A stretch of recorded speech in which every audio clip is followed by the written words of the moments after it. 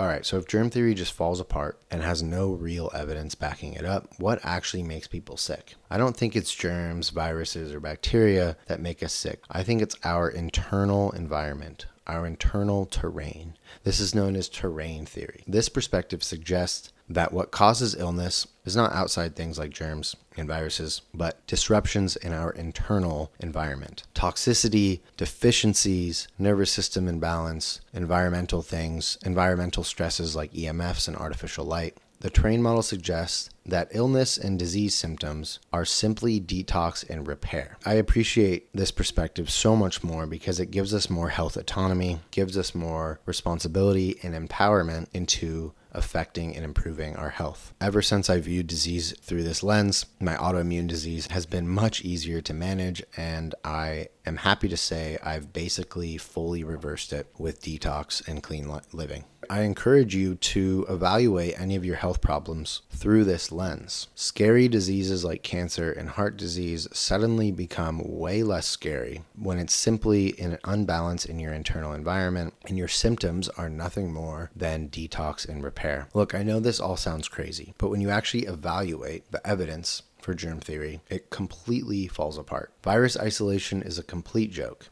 Contagion has never been proven in any experiment, and the idea of vaccines and immunity completely contradicts itself. The truth is, germ theory has never had truly strong evidence backing it up. It just fails over and over when you really look into it. And instead of re-asking the important question, what makes us sick, they just keep coming up with new patches, new explanations, and new contradictions. Anything to avoid admitting the original idea never held up. Look, at the end of the day, believe what you want.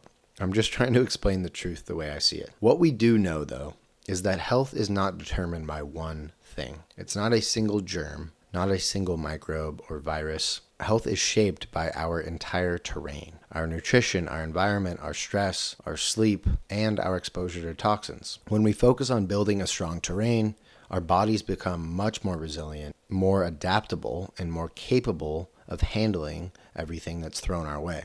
So the real question we need to ask when we're evaluating health problems is not what germ, virus, or DNA mutation caused this. The real question we need to ask is what weakened the terrain, and how do we rebuild it? I think that's the future of health.